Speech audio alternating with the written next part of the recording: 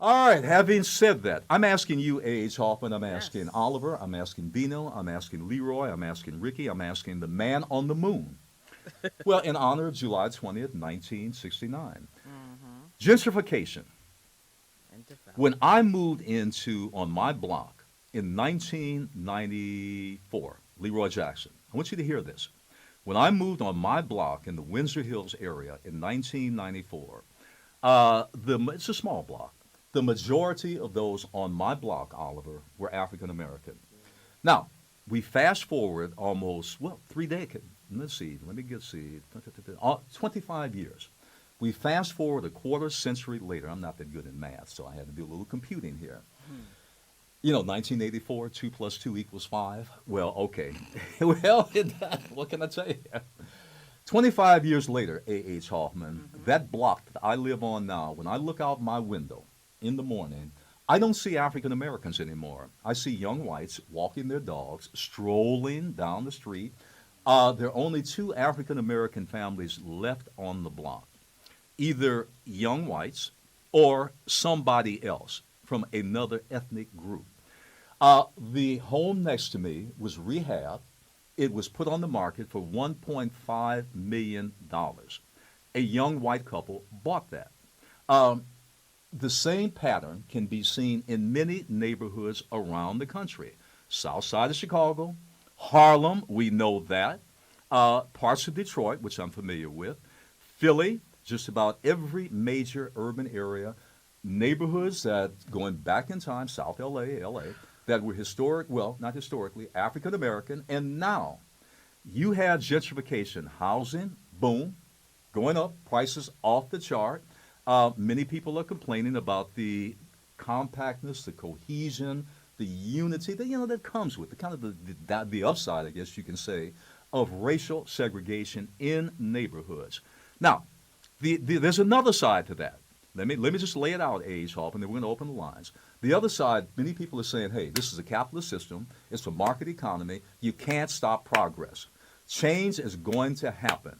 It's like the little kid putting their finger in the dike trying to stop the roaring sea. It can't happen. The changing face of America, changing demographics, and isn't it good for neighborhoods, Leroy Jackson, to have that integrate, that cultural thing, a good mix of people? That's what America should look like, not just one ethnic group stuck over here. Isn't that a good thing? And then there's something else. People say, look at property values. They've gone up. Isn't that a good thing? They also say the quality neighborhoods, schools are going up, being improved. The parks, recreation, streets, isn't that a good thing? How can you stop it? Should you stop it? 818-985-5735. 818-985 KPFK. I'm asking one thing. Gentrification, South LA, Inglewood, Windsor Hills, View Park, Ladera, Lamert Park, or South Side of Chicago, Harlem, Bed-Stuy, the East Side in Detroit, North Side in Philly. We can go on and on. Is it a good thing or not? Kennedy, we've got someone age up, and I want to go to. I think that's online. What is it, 10 or 9? I can't see that well. Anyway, this Nine. person is from Park Mesa Heights. Big development that's A.H. Hoffman in Park Mesa. That's actually what spurred me to do the show. I got a communication from the president of the Park Mesa Association. They said, hey, right in our neighborhood, right off of Crenshaw and 54th, another big, huge development is coming in. And they're fighting that over there. They're fighting that now. So, Park Mesa, are you there? Heights. Hi, good morning. All right, go right ahead. Here. Hey, so I'm just calling in. I'm a resident in Park Mesa Heights near Slauson and Crenshaw, and I actually happen to live on the street where the development is planned to go up. That's on Bryanhurst, correct? Yeah, 5748 Bryanhurst. And right now it's still in the process of the city planning department approving it, pending a recommendation from the design review board. But I'm basically calling to comment on this discussion about how gentrification is affecting neighborhoods and communities. And so, in light of this project going up, and there's another one going up on 5901 Crenshaw Boulevard, Hmm. like near 59th and Crenshaw. Right. These ones that are going up, they're kind of a representation of an intersection of different measures that have come up in Los Angeles as well as in the state to address the affordable housing crisis, the job crisis, and also issues with congestion and transportation. Now, the big argument goes like this, and I want you to respond to this. Why are you against this? Because why are neighbors against it? Why are homeowners against it? Why is anybody against? Two things. One, we need more housing, and so this is a way to do it because now we can accommodate more people.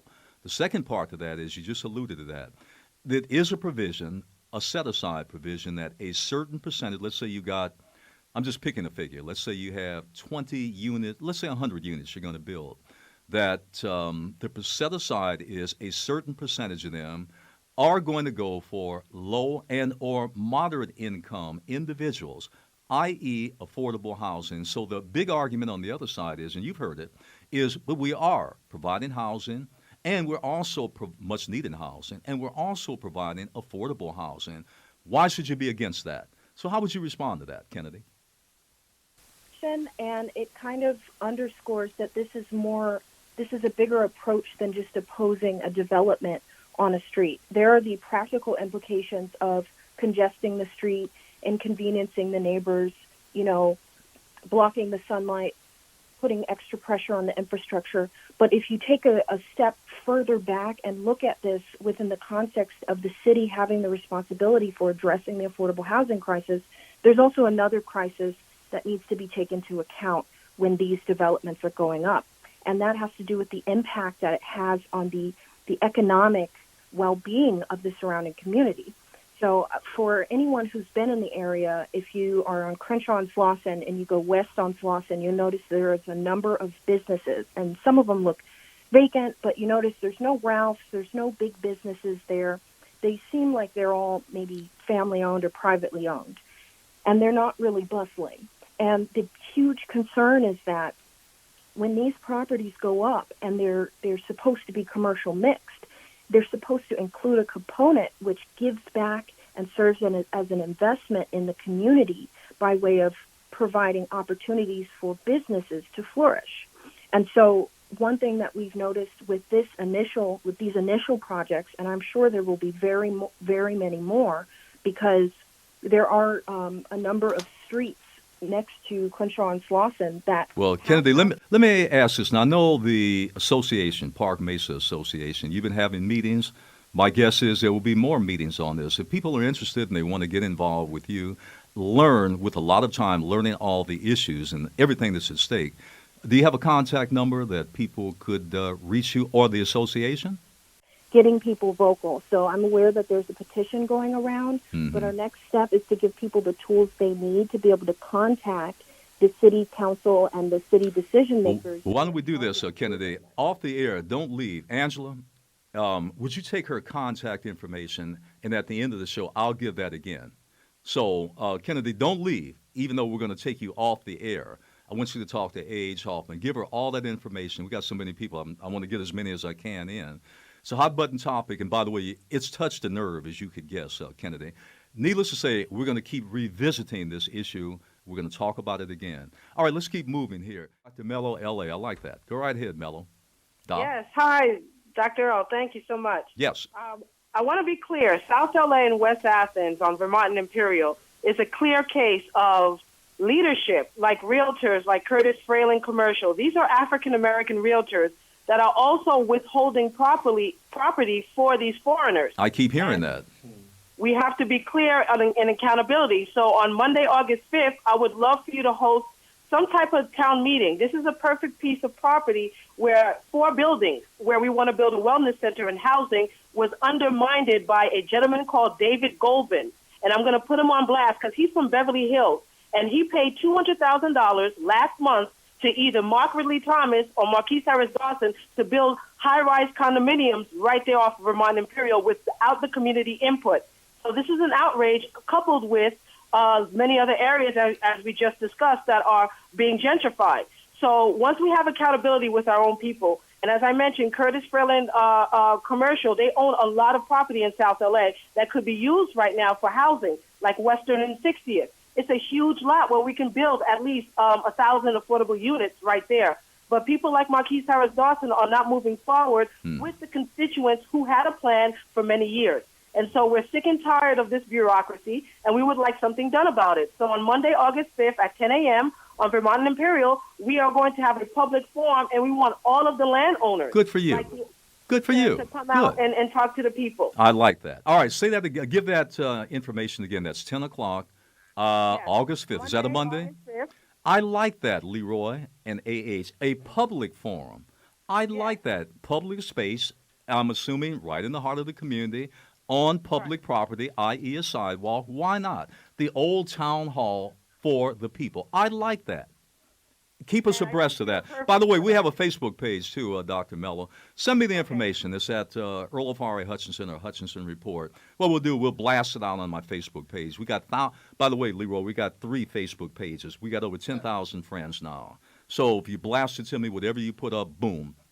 I guarantee you the community will know about it. All right, Doctor, thank you very much. And thanks again for listening and watching. Until next week.